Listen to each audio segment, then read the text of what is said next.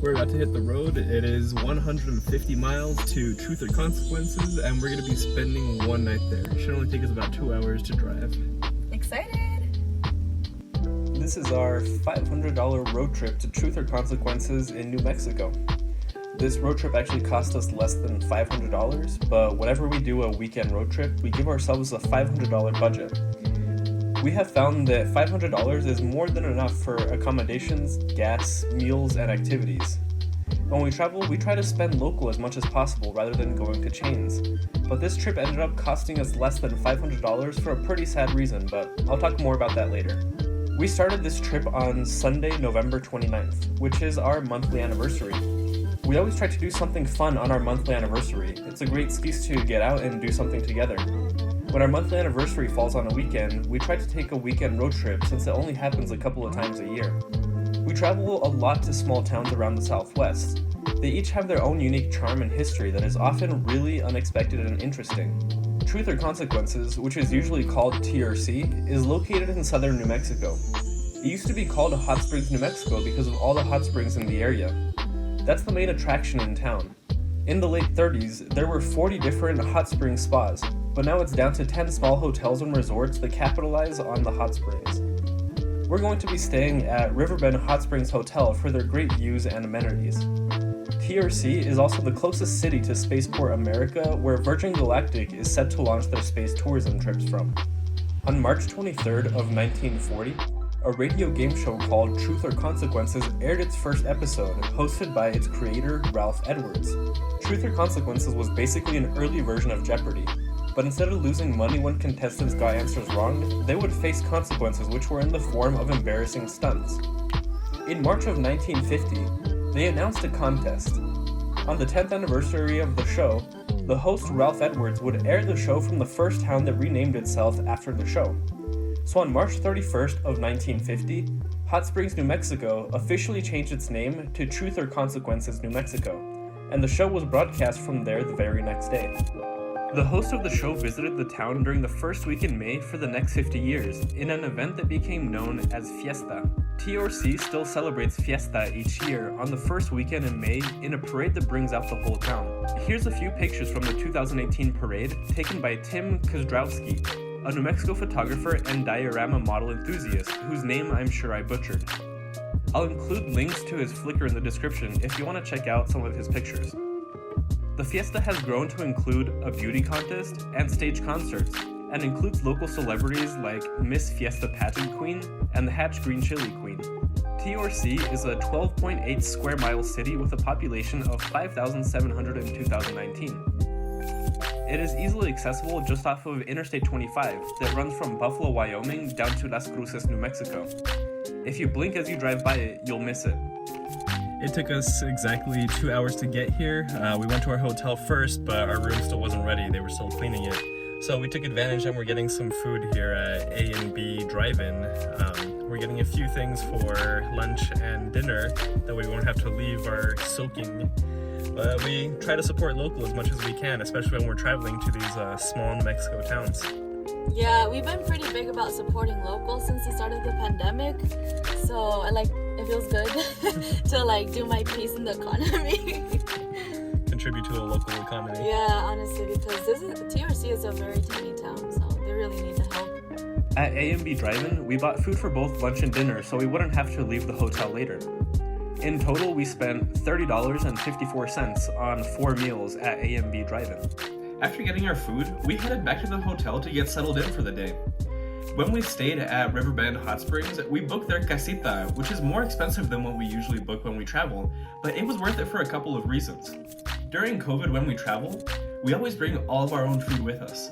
We plan on getting takeout from the local restaurants, but especially in small towns, a lot of restaurants have been closing unexpectedly, and a lot of them don't update their hours online. So it's kind of hard to tell ahead of time what's going to be open and what's going to be closed. So just in case, we always bring all of our own food, and we make sure that whenever we book a place, we're going to have facilities to cook our own food, or at least heat up food when we get there. Riverbend Hot Springs offers regular hotel rooms, which on the weekends rent for $127 a night. This is just your standard bedroom and bathroom hotel room, so we wouldn't have been able to cook our meals or even heat up our meals in this room.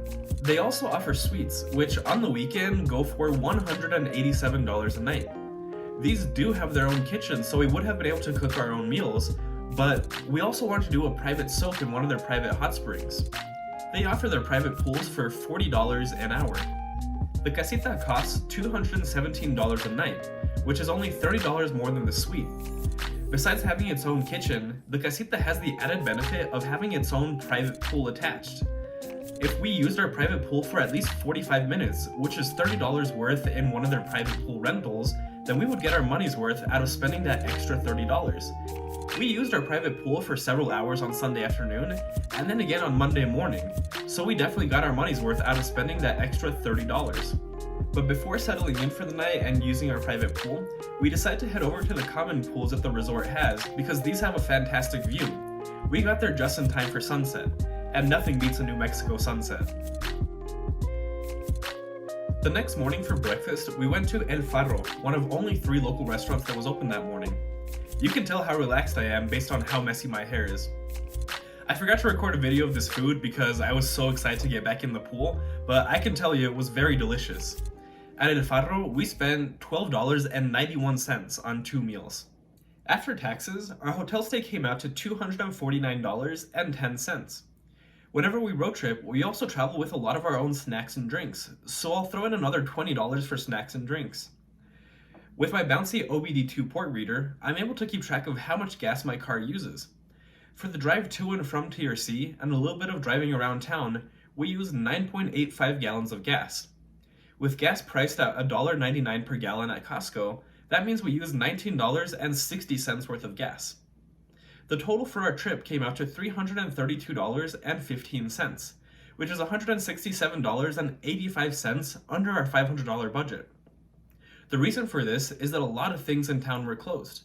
New Mexico was in the middle of a second 2-week shutdown, which was ending on November 30th. Well, we tried to do some other stuff, but everything is closed. We're at Elephant Butte State Park. Everything in TRC was closed.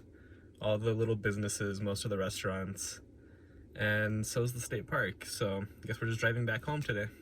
We love to travel, and we do it as much as we can, but we realize that you can quickly rack up a huge bill when you're traveling.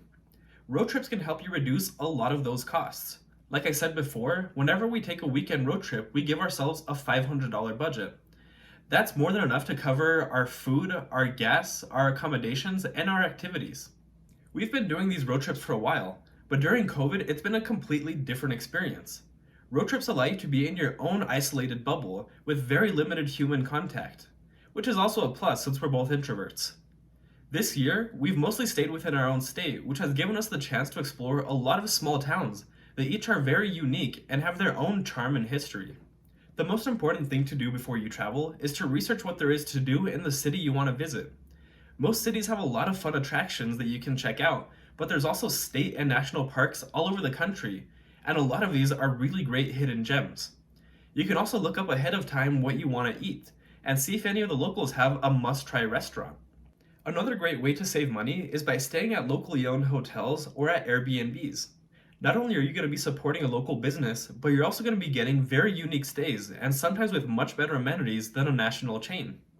If you don't have any health conditions and you feel safe traveling during COVID, then you absolutely should.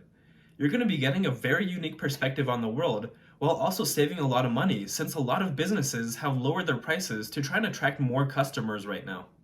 Whenever you travel, but especially right now during the pandemic, support local as much as you can. There's been a lot of focus on the over 269,000 deaths that have happened this year, which are really tragic.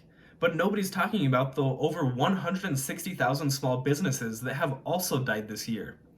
According to Yelp, 60% of business closures are permanent. That represents hundreds of thousands of individuals and families that have lost their livelihoods. Big chain stores and big chain restaurants are not missing any meals right now, but a small business owner might. So do your part and support the local economy whenever you can. As part of my channel, I want to encourage everyone to go out and have experiences. If you're going to spend your money on something, I think that should be experiences over things, because experiences are a lot more valuable. So instead of buying the newest iPhone, take a 1-week trip to Spain. Instead of buying a new pair of AirPods, take a hot air balloon ride. We didn't have as many trips as we wanted to in 2020 because, well, but going forwards, we plan to continue traveling as much as possible. I want to make the $500 road trip a series because I want to show you that you can still go out and have great experiences on a budget. There probably won't be another one this year because we don't have any plans for December, but 2021 is just around the corner. Thank you for watching my video. If you enjoyed it, then please like and subscribe to my channel and leave me some feedback down in the comments to tell me what you think. Don't forget to drink your water, and I'll see you on the next video.